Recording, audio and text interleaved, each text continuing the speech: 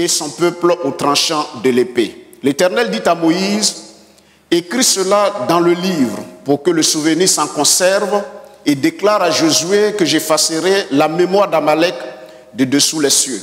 Moïse bâtit un autel et lui donna pour nom l'Éternel ma bannière.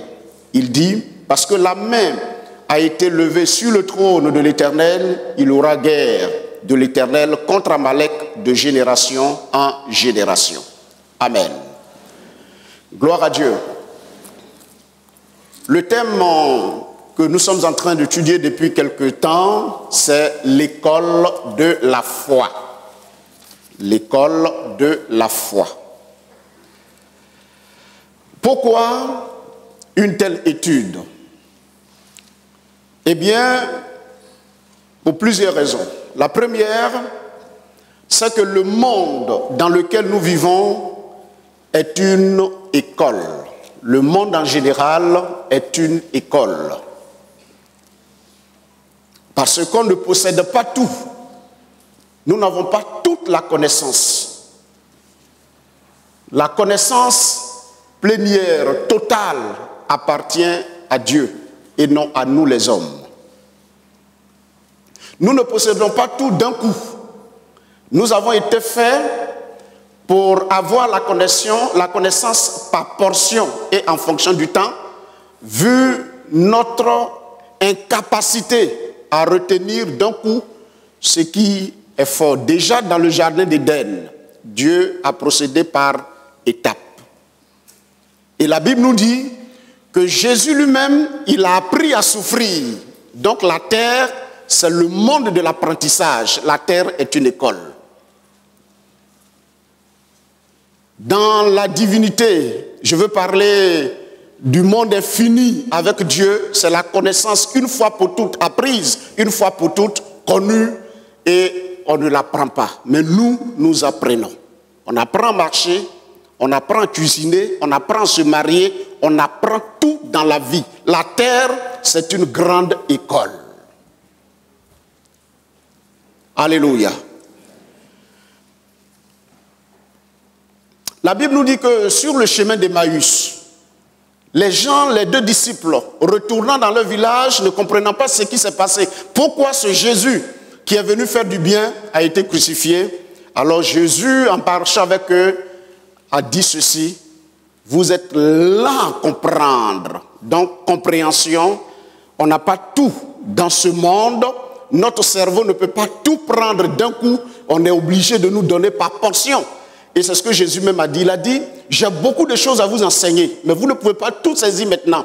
Il faut que je parte pour que le Saint-Esprit vienne, pour qu'il vous apprenne tout doucement certaines choses de la vie. Le monde est une école.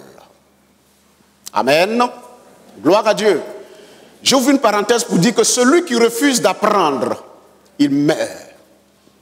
Celui qui refuse d'apprendre dans tous les domaines, il meurt. On apprend à être mari, on apprend à être femme, épouse, époux. On apprend tout dans la vie. On apprend à manger, on apprend à marcher. Je me souviens bien, un des pasteurs qui m'a encadré avait été formé par des missionnaires américains. Et puis quand il était arrivé dans cette église, il a voulu formater un peu notre esprit. Et donc, quand on allait chez lui qu'il mangeait, il ne voulait pas qu'on le salue.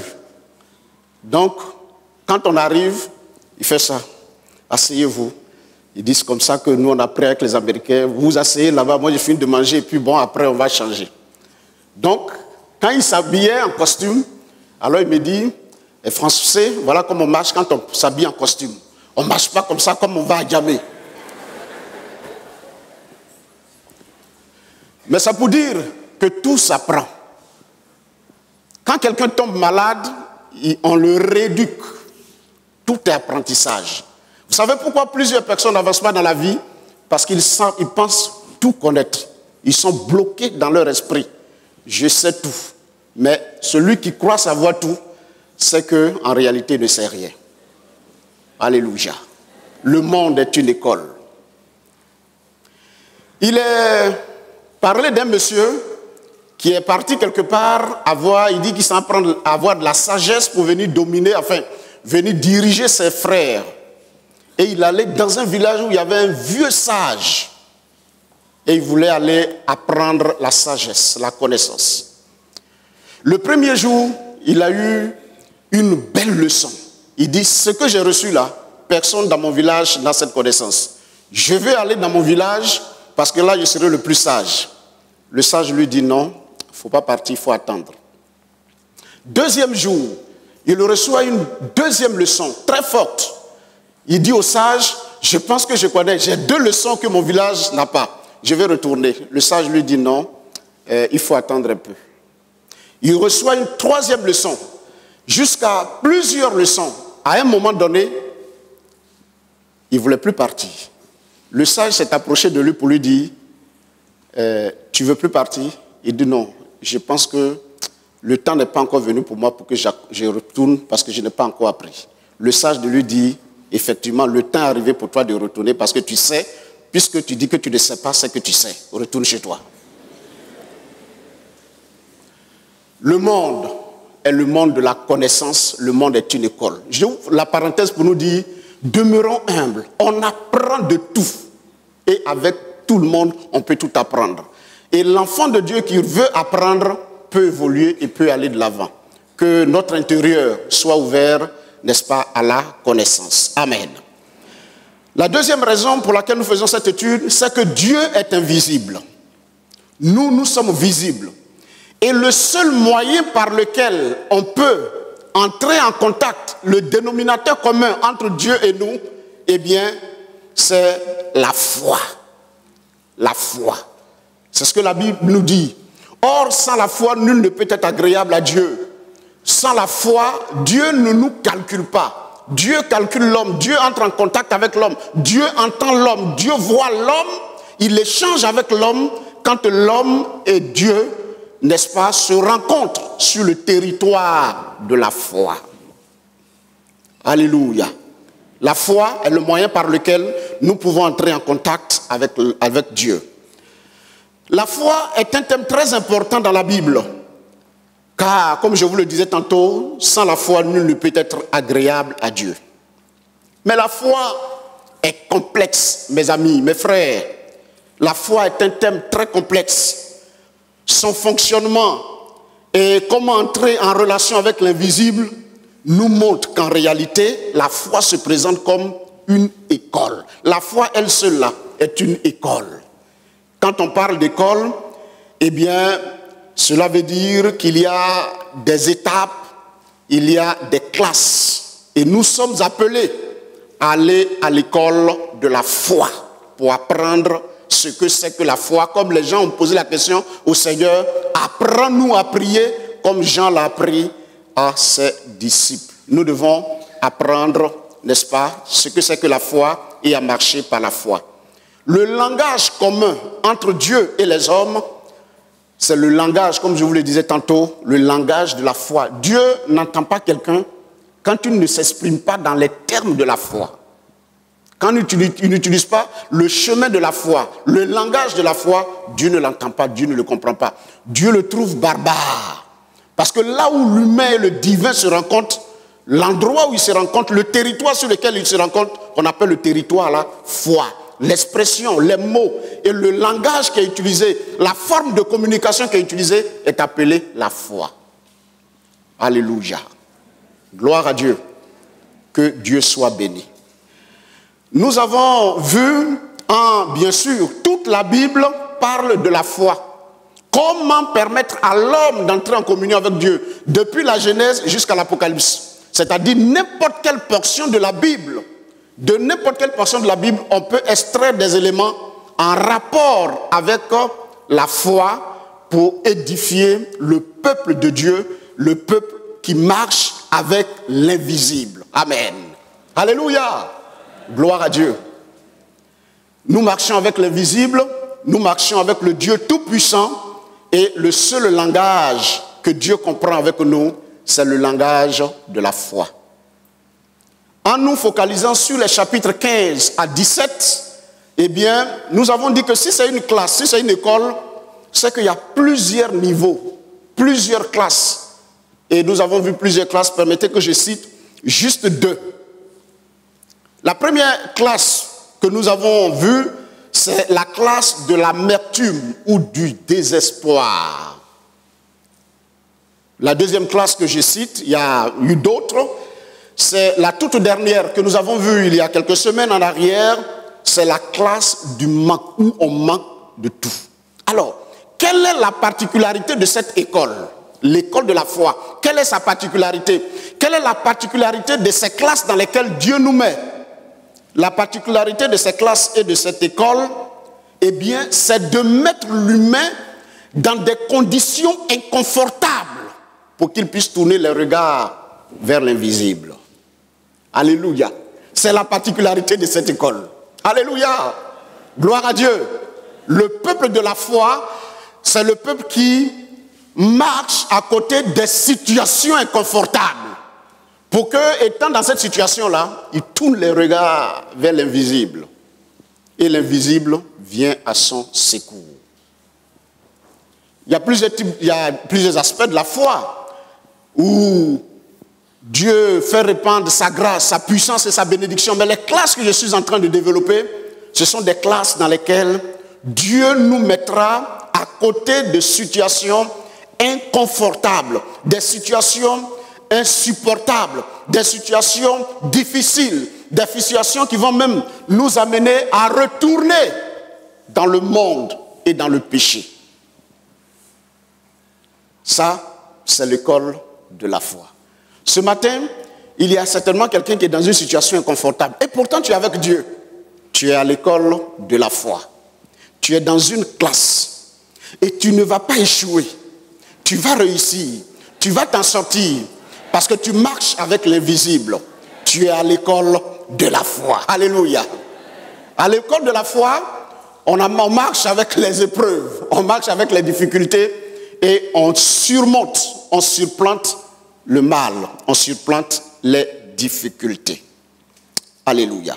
Aujourd'hui, je vous propose la classe suivante, la classe du combat spirituel. La démarche que nous allons adopter est la suivante. Je vais vous brosser un peu le contexte de l'époque, bien sûr lié à Exode 17, versets 8 à 16. Deuxièmement, je vais vous expliquer brièvement l'activité qui est faite dans cette classe du combat et du combat spirituel. Et puis troisièmement, nous allons voir les grandes leçons qu'il nous faut tirer de cette école. S'il y a quelqu'un qui est dans cette école, les leçons qu'il doit tirer pour pouvoir triompher, eh bien, nous allons les relever. Israël, comme nous le savons, est le peuple de Dieu, chers frères et sœurs. Et Dieu a dit à Abraham, comme je vous le disais tantôt, toute la Bible, le reste de la Bible se développe sur la base des promesses que Dieu a faites à Abraham, qui va faire d'Abraham un peuple très nombreux. Et de ce peuple sortira le rejeton, lequel sera une source de bénédiction pour le monde entier. Et cette parole de Dieu s'est accomplie par la venue de Jésus-Christ de Nazareth. Aujourd'hui, par Jésus, toute la terre est bénie. Toute la terre est bénie. Par l'évangile, par la puissance de la parole de Jésus, tous les hommes sont sauvés. Mais pour que Jésus vienne, eh bien Dieu va se choisir un peuple, un homme appelé Abraham, par lequel il va faire venir une descendance, Jacob, qui s'était journé en Égypte. Et Jacob, à un moment donné, selon la prophétie, devait quitter l'Égypte pour aller à Canaan, dans le lieu que Dieu a voulu pour son développement, pour sa croissance, pour qu'Israël soit la lumière du monde. C'est après avoir quitté l'Égypte, après avoir traversé la mer Rouge, ils vont affronter un grand désert. Et c'est au bout du désert, à la fin, que se trouve Canaan. La portion que nous venons de lire, c'est que après avoir traversé plusieurs parties du désert, eh bien, ils sont arrivés à un endroit appelé Rephidim. Et là, il est dit que Amalek va sortir pour attaquer Israël, pour lui faire la guerre, pour l'empêcher d'évoluer, pour l'empêcher de se développer. Nous allons nous poser donc quelques questions. Qui est Amalek? Qui est Amalek? Ce peuple est très important dans l'histoire biblique et dans sa relation avec Israël, et comprendre qui était Amalek et qui est Amalek va nous permettre de mieux cerner le passage que nous avons lu. Alors dans la Bible, le nom ou le mot Amalek apparaît pour la première fois dans Genèse au chapitre 36, versets 12 et 16. Là, il est fait mention d'un certain Éliphaz qui a eu un enfant avec sa concubine qu'on appelle Timna, et de cette union est né un enfant à qui on a donné le nom d'Amalek. Et Éliphaz lui-même, il n'est rien d'autre qu'un descendant, n'est-ce pas, d'Ésaü. Ça, c'est la première mention de Amalek dans la Bible. Par la suite, Amalek va se développer, croître. Donc, d'Ésaü, Ésaü a eu plusieurs enfants, des petits et des petits-enfants. C'est un de ses descendants, appelé Éliphaz, qui, ayant eu des relations sexuelles avec une dame, sa concubine appelée Timna, de cette union que viendra Éliphaz, et plutôt Amalek. Et Amalek, lui aussi, va se développer, il va prendre des proportions. Amalek va vivre dans, deuxième élément sur Amalek, c'est qu'ils vont vivre dans plusieurs contrées du Moyen-Orient. Le premier endroit où on les localise dans l'histoire biblique, c'est à l'ouest du Sinaï, notamment à Rephidim et autres, en Arabie, à l'ouest du Sinaï. Exode chapitre 17 que nous sommes en train de voir, du chapitre verset 6 jusqu'au verset 16. Et aussi dans Nombre chapitre 24, verset 20. Et aussi on les localise au sud de Canaan. Et cela, nous trouvons cela dans 1 Samuel chapitre 15, le verset 2 à 20. Toujours en ce qui concerne Amalek, dans l'histoire, Amalek désigne le royaume ennemi qui s'est toujours opposé à Israël dans les moments clés de la vie d'Israël. C'est toujours opposé à Israël. Je vais vous donner quelques éléments à ce niveau. Ils ont joué un rôle important en son temps dans l'histoire. Nombre chapitre 20, verset 24, et Genèse chapitre 20 aussi, verset 24. Amalek et les Amalécites plutôt se sont développés, ils sont devenus un grand peuple dans cet endroit. Mais malheureusement, c'est un peuple qui va toujours s'opposer au peuple de Dieu, s'opposer à Israël. Par exemple, des centaines d'années après, nous avons dans l'histoire d'Israël, après bien sûr la mort de tous ceux dont nous avons fait mention un peu plus haut, il va y avoir la venue de Saül au pouvoir. Et Dieu va dire dans 1 Samuel 15, versets 1 à 35, d'aller et de détruire un certain Agag avec tout son peuple. Malheureusement, Saül est parti, au lieu de tuer tous les habitants, il a tué les habitants, mais il est revenu avec Agag, le roi, et plusieurs animaux. Et Dieu lui a dit, mais tu aurais dû obéir à ce que je t'ai dit. Et à partir de là, Dieu a amorcé, n'est-ce pas, la descente aux enfers de Saül. Ce Agag, il est descendant d'Amalek. Il est descendant d'Amalek.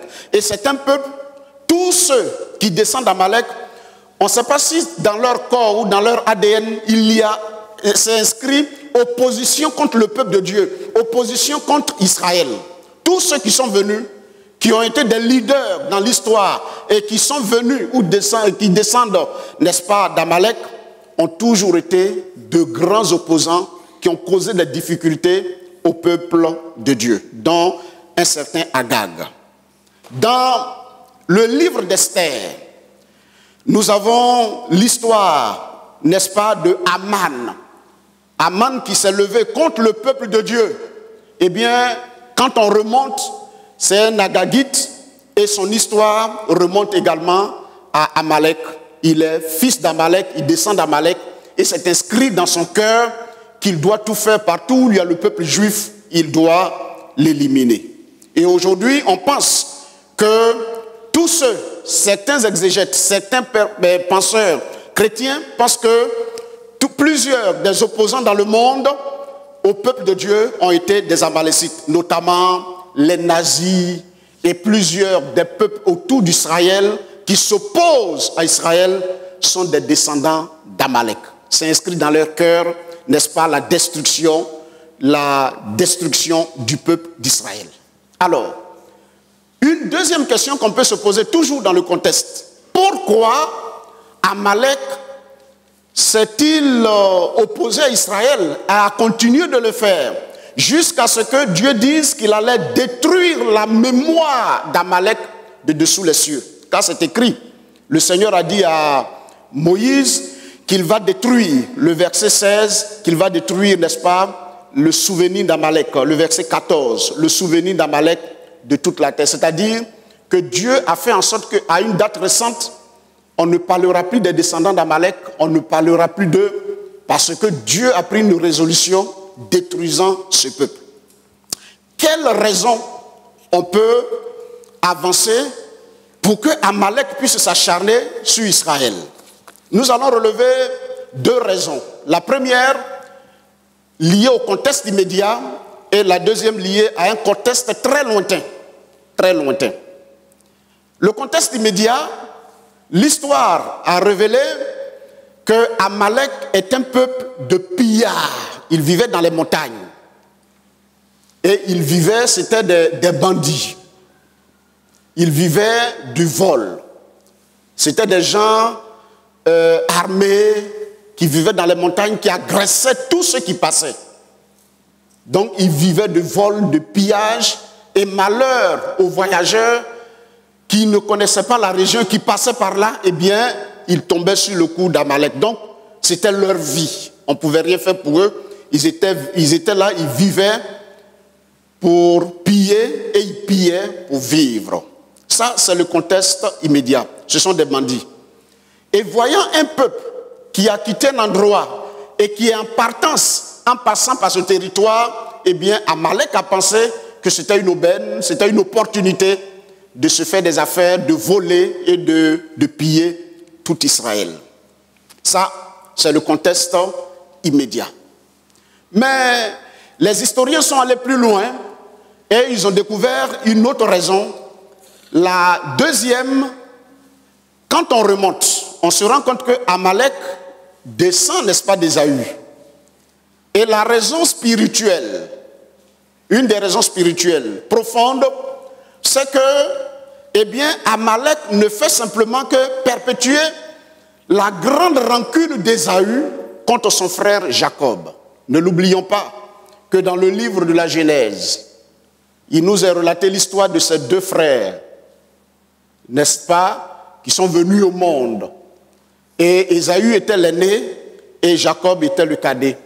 Vous connaissez très bien leur histoire. À un moment donné, le père étant mourant, il fallait que, eh bien, l'héritage soit transmis.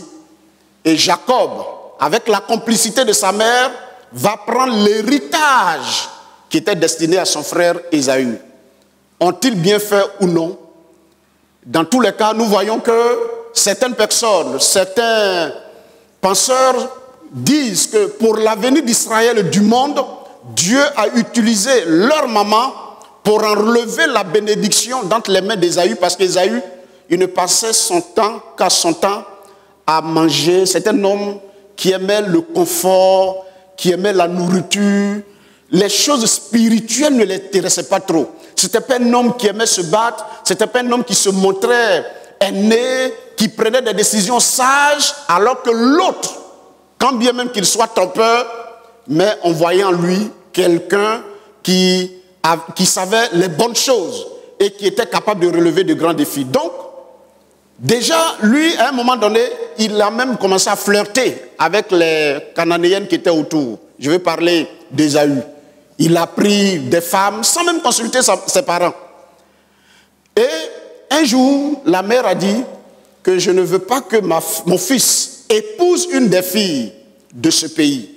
Et elle va organiser le départ du fils, sensiblement bien précis que l'aîné va se rendre compte que ses parents n'étaient pas d'accord que lui, il prenne une femme qui n'est pas de leur peuple. Toi, l'aîné, tu n'es pas au courant.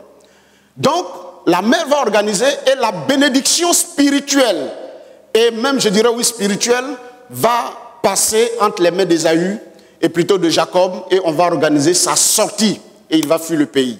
C'est vrai qu'après, les deux vont se rencontrer, ils vont venir enterrer, ils vont se rencontrer, et Jacob, de son retour, avait des difficultés à rencontrer son frère, mais Dieu va tout arranger. Mais cette haine est toujours restée dans le cœur des descendants d'Ésaü, puisque l'histoire se raconte. Papa, quelle est notre origine? Qu'est-ce qui s'est passé? Oui, j'étais l'aîné, voici ce qui est arrivé. Et au fur et à mesure, Ésaü lui-même, il est mort. Mais quand on transmet une histoire à quelqu'un, on ne connaît pas la décharge émotionnelle qui accompagne ce qu'on donne à quelqu'un. Et c'est pour cela qu'on n'ouvre pas la bouche, on ne raconte pas toute histoire à n'importe qui, parce qu'on ne sait pas. Il y a une théologie qui dit, souvent on dit que dans la Bible, certaines personnes ont menti, Abraham a menti, d'autres ont menti. Certains théologiens sont arrivés à tirer cette conclusion suivante: il ne faut jamais mettre la vérité au service du mal. Il ne faut pas mettre la vérité au service du mal. Je donne un exemple simple. Je viens de chez l'ancien Kofi, et puis quelqu'un qui n'aime pas l'ancien Kofi me rencontre sur la route. Ah, pasteur, tu viens d'où? Je suis allé rendre visite à l'ancien Kofi, et puis peut-être qu'on a dit certaines choses, mais les informations que Kofi va me donner, si je les mets à la disposition de cet homme, je viens d'une visite. J'étais dans le quartier. Je n'ai pas menti, je suis dans le contexte. Mais de façon spécifique, j'étais chez l'ancien Kofi. Mais je ne vais pas lui donner ces informations pour qu'il les utilise, n'est-ce pas, contre Kofi.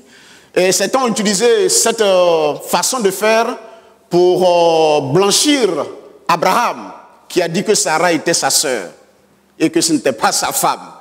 Alors, certains théologiens disent qu'il n'a pas voulu mettre la vérité au service du mal. C'est à chacun de nous d'en juger. Toutefois, ce que nous pouvons retenir, eh bien, c'est cela.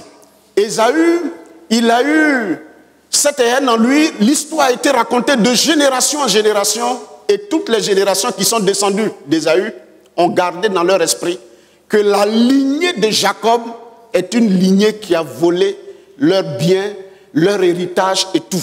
Et cela même se vit dans certaines familles aujourd'hui.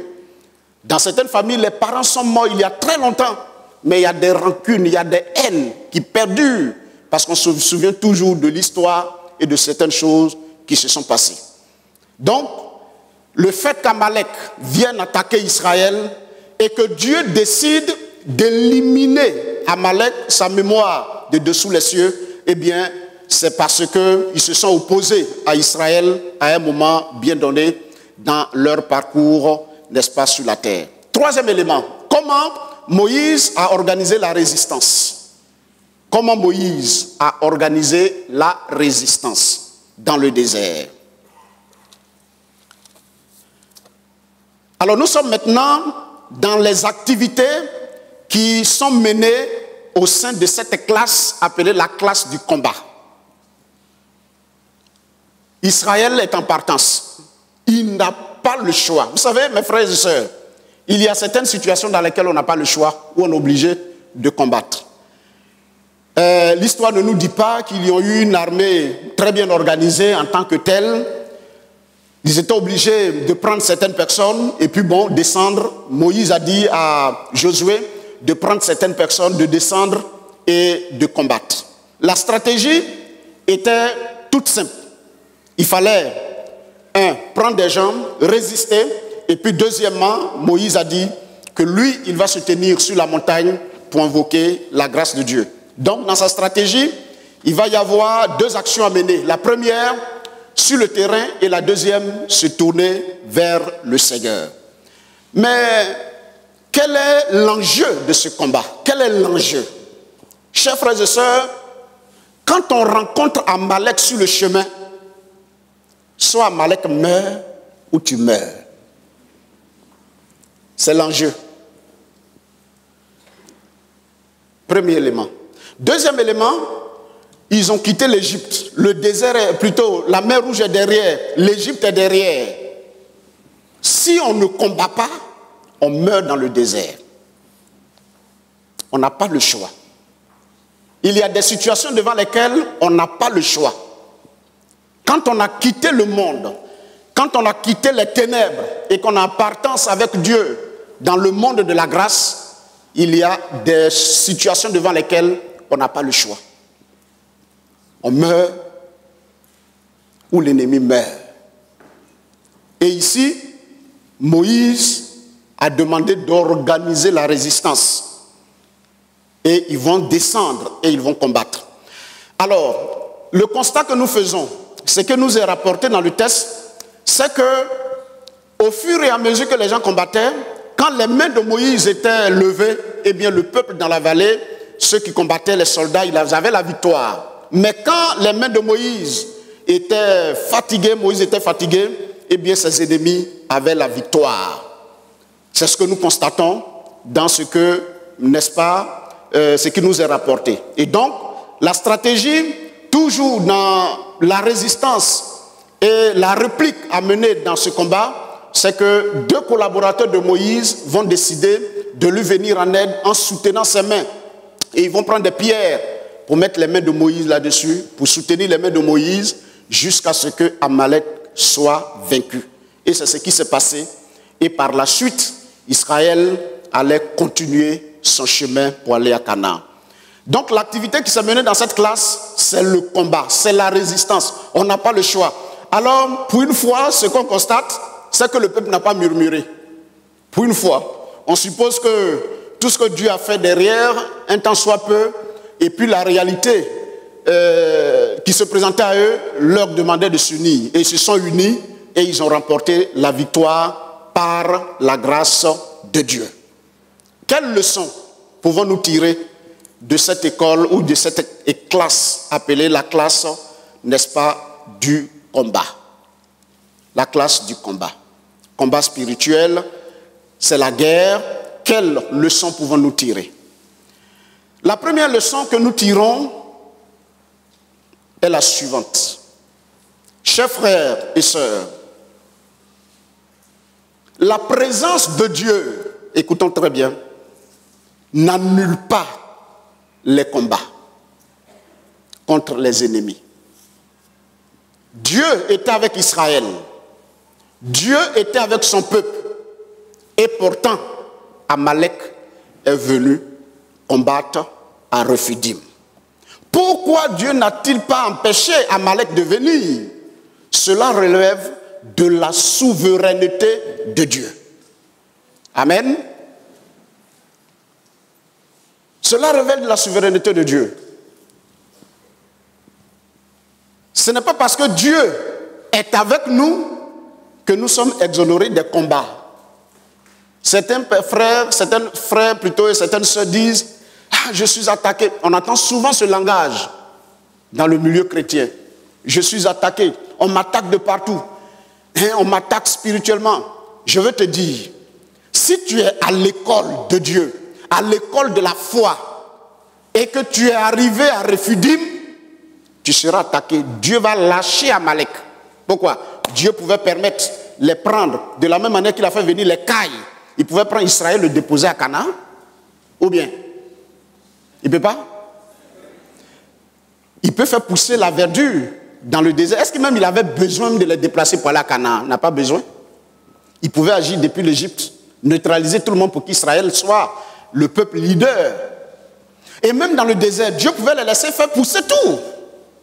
Mais Dieu ne le fait pas. Pourquoi? Dans cette classe, c'est la classe où on doit représenter Dieu, où Dieu vient à nous pour combattre les ennemis. C'est la classe du combat. Et le maître, le Seigneur, le souverain, il est en haut, il regarde.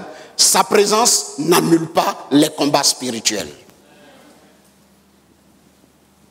Peut-être que l'évangile qu'on t'a donné, c'est que si tu viens à l'église, tu ne seras plus attaqué par les sorciers. C'est le contraire. Non, oui, c'est le contraire.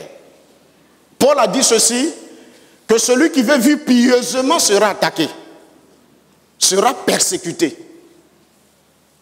Il y en a qui sont toujours frustrés, ils ont peur, je ne veux pas. Il y en a même, moi je ne veux pas devenir serviteur de Dieu. Si je deviens serviteur de Dieu, les attaques vont se multiplier. Non, ce n'est pas notre position dans le service qui attire l'attaque. C'est notre statut d'enfant de Dieu qui attire l'attaque.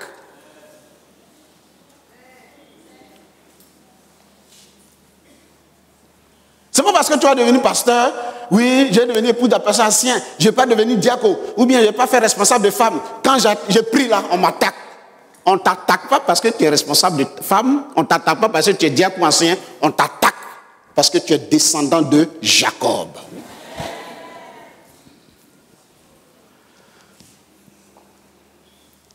La présence de Dieu n'annule pas le combat, mes frères et mes sœurs.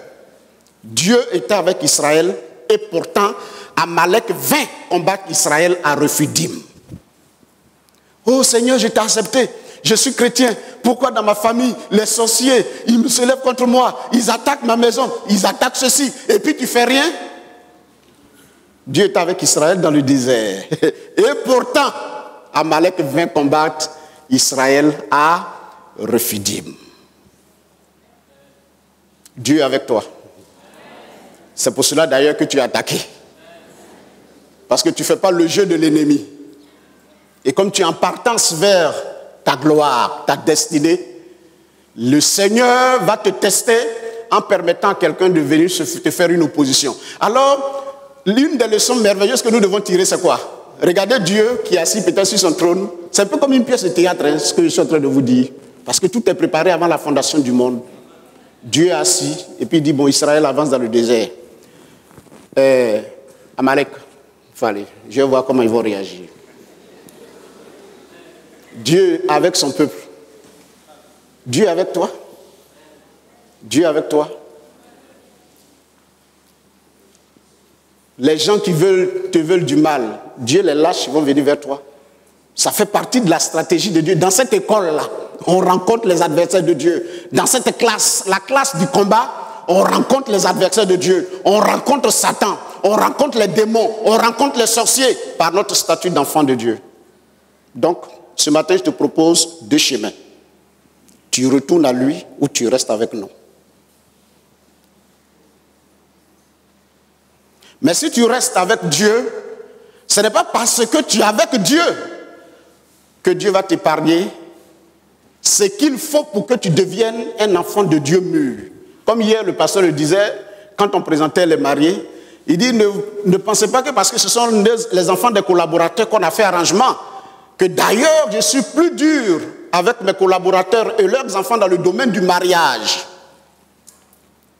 Ce n'est pas parce que Dieu est là que vous allez jouer au bébé gâté. Amalek va venir.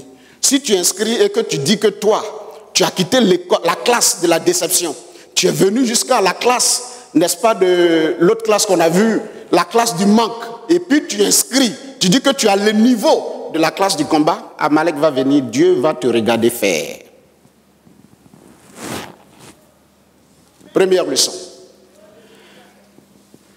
Dans ce sens donc, n'oublions pas que la présence de Dieu n'annule pas la pression du monde.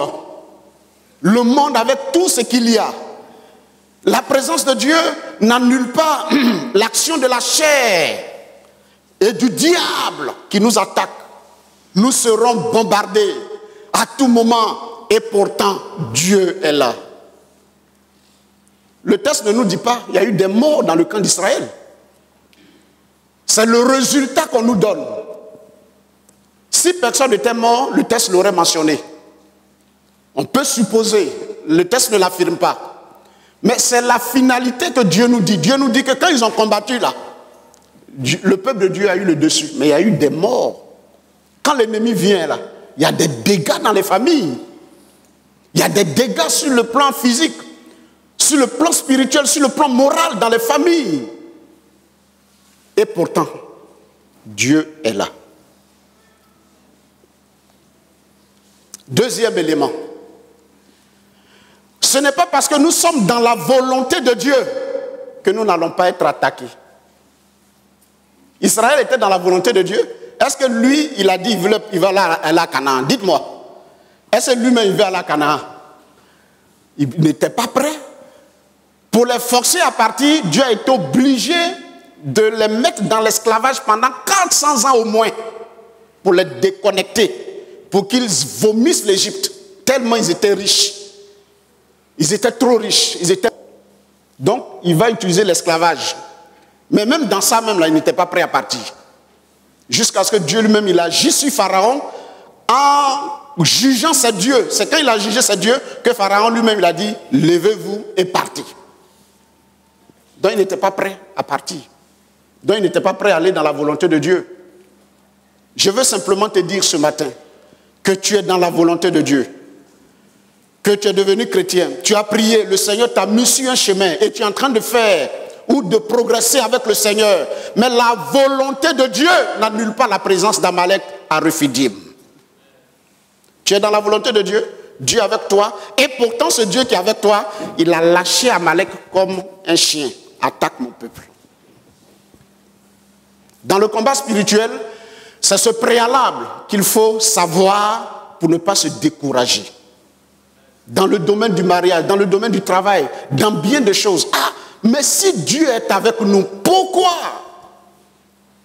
C'est Dieu qui trace le chemin et qui les amène à Canaan. Et pourtant, ce Dieu-là a lâché Amalek, plutôt Amalek venir les attaquer. Donc la volonté de Dieu, mes frères et mes sœurs, n'annule pas les attaques, n'annule pas les combats. Ce que nous avons à faire, c'est de comprendre que si Dieu est avec nous, si nous sommes dans sa volonté et que Dieu permet toutes ces choses, c'est qu'il y a quelque chose qui veut nous enseigner dans cette classe appelée la classe du combat spirituel.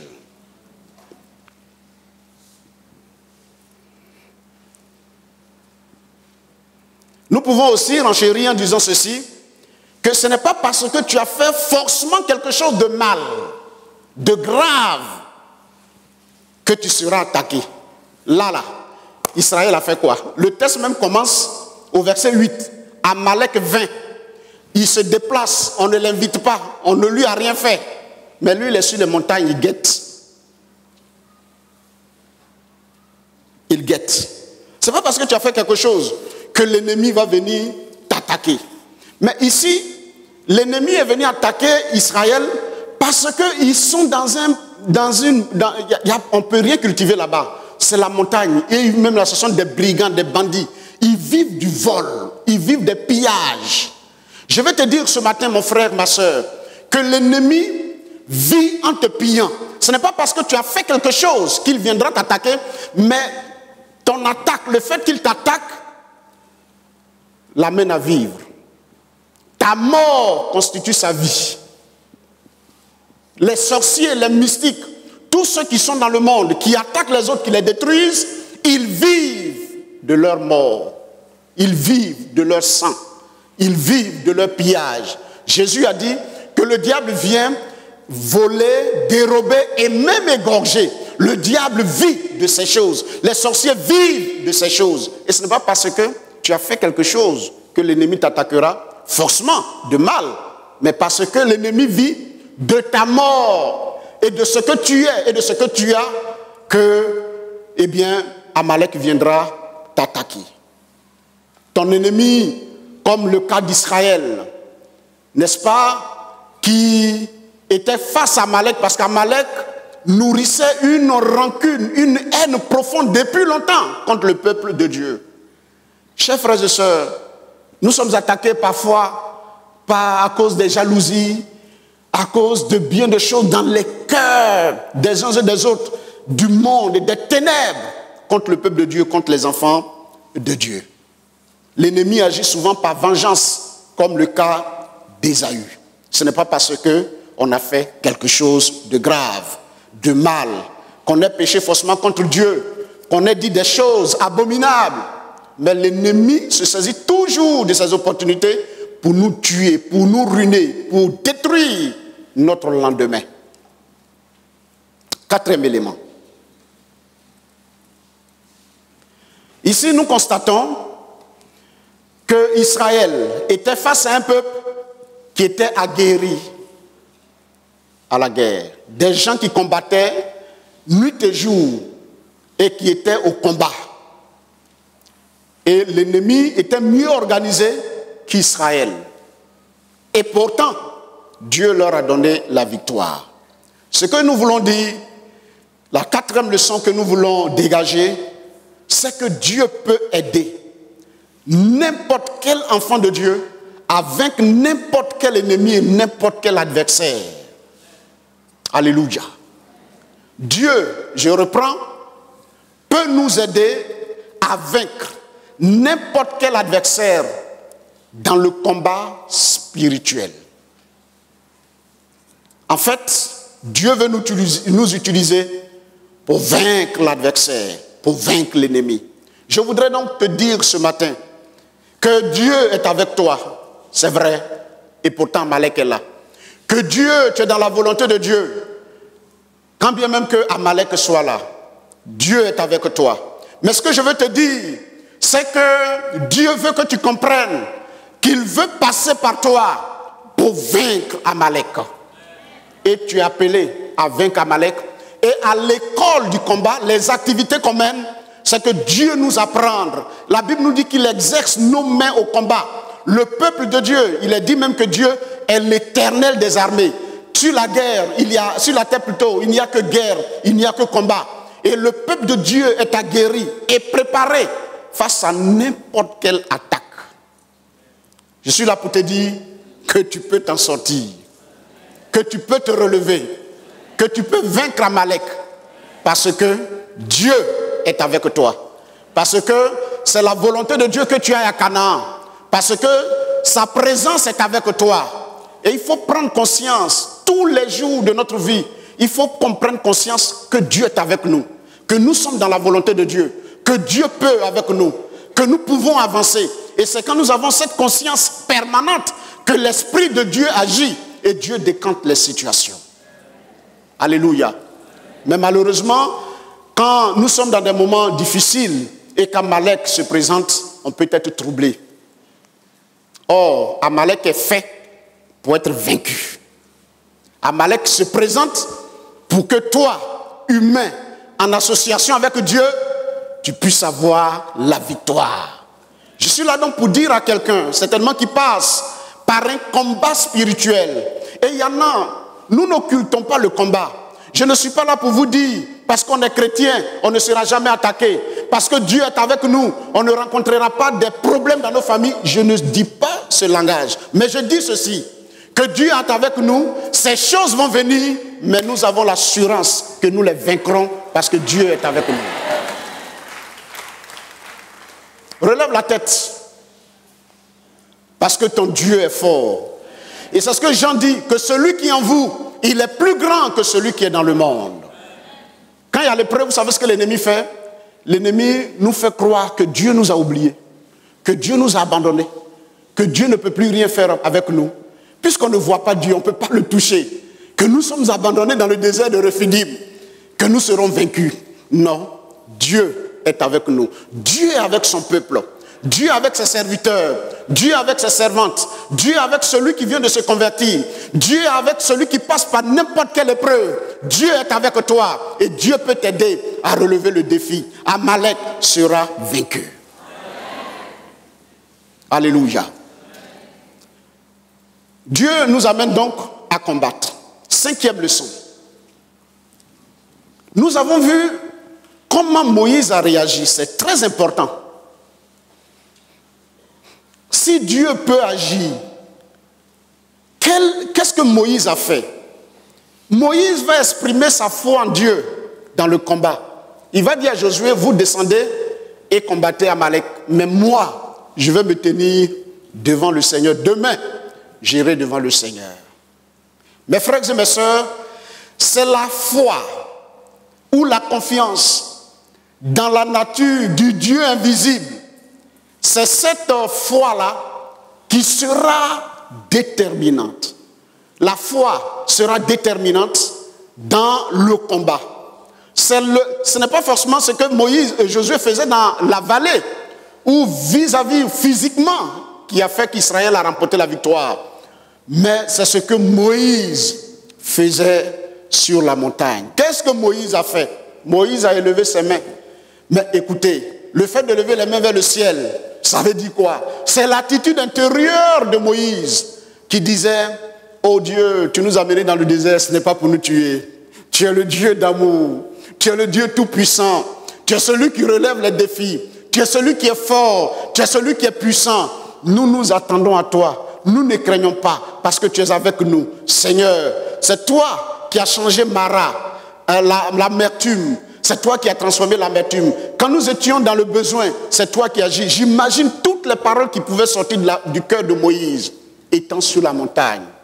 Et il avait une confiance totale dans la nature de ce Dieu présent, tant bien qu'il soit invisible, mais qui est présent.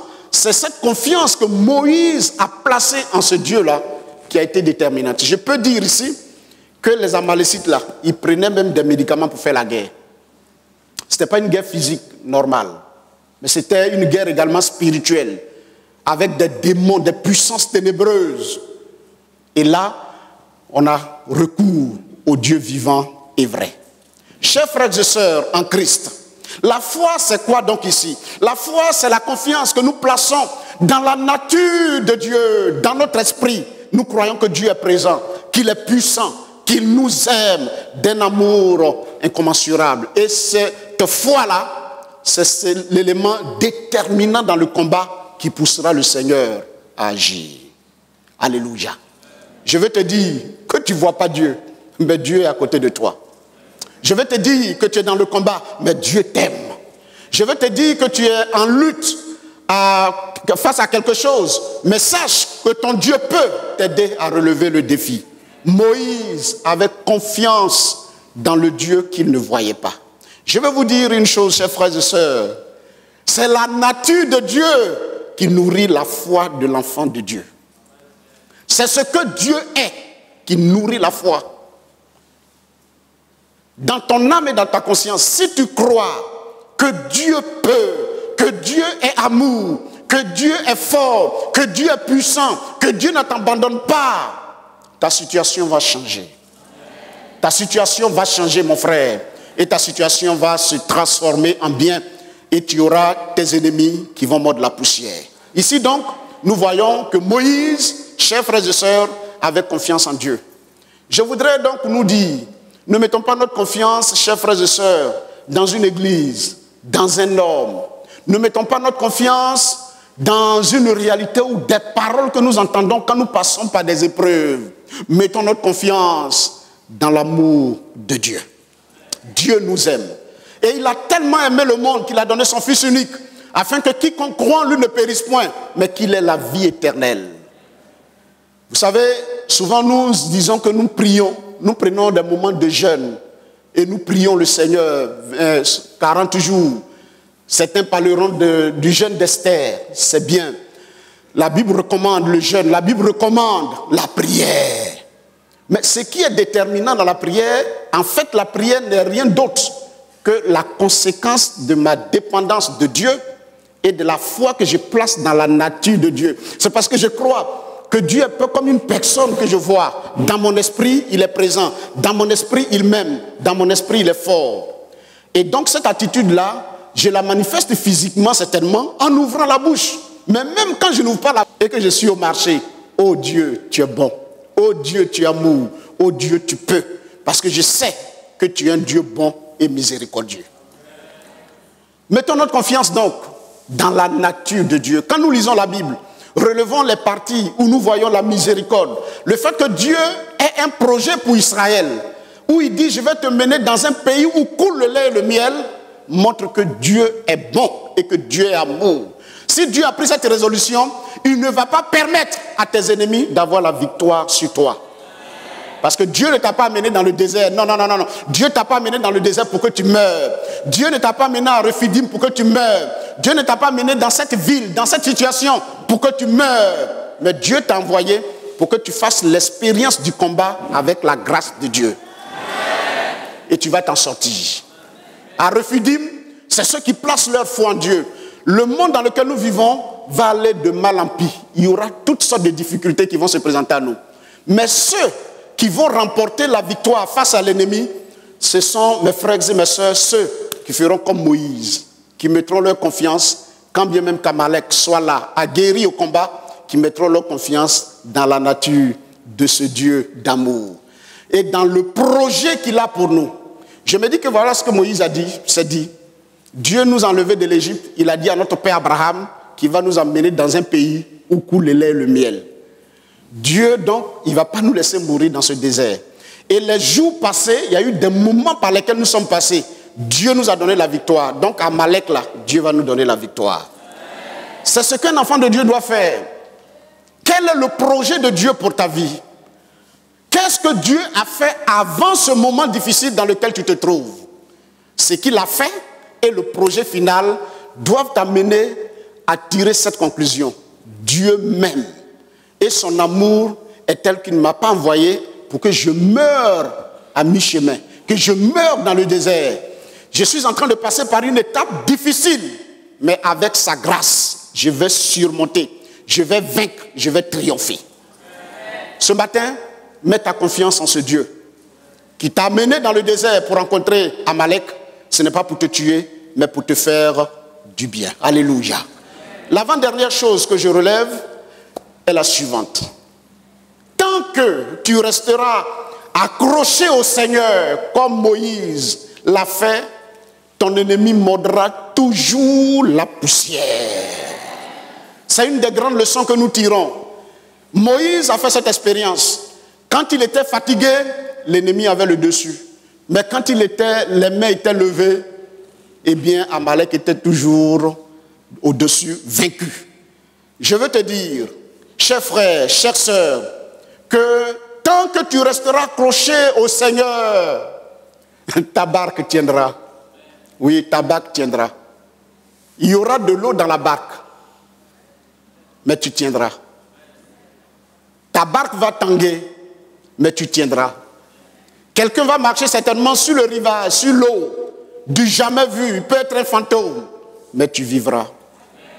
Tu seras dans un désert atroce, mais tu vivras. Tu rencontreras les pires difficultés, des épreuves, mais tu vivras. Tant que tu resteras accroché à Dieu, tu vivras. Parce que la Bible nous dit que rien, si Dieu est avec nous, qui peut être contre nous? Personne. Personne ne peut détruire le projet de Dieu. Et vous savez pourquoi Dieu a décidé de détruire la mémoire d'Amalek? Parce que lui, Dieu, écoutez très bien, lui, Dieu, il a pris la décision de prendre son peuple depuis l'Égypte et de la mener à Canaan dans un lieu où coule le lait et le miel. Et un peuple décide de s'opposer à lui, son projet. Je vais te dire ce matin, tu es dans le projet de Dieu. Dieu t'a appelé. Tous ceux qui s'opposeront à toi, ce n'est pas à toi qu'ils auront affaire. Ils auront affaire à Dieu.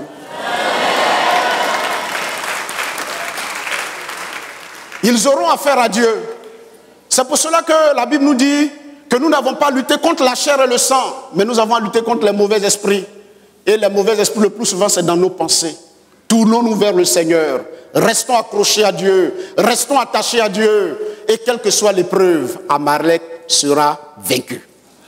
Mais si nous abandonnons, si nous baissons les bras, si nous pensons que Dieu ne peut rien faire pour notre situation, alors l'ennemi aura le dessus. Ce matin, je suis là pour te dire que dans cette classe-là, on sort vainqueur.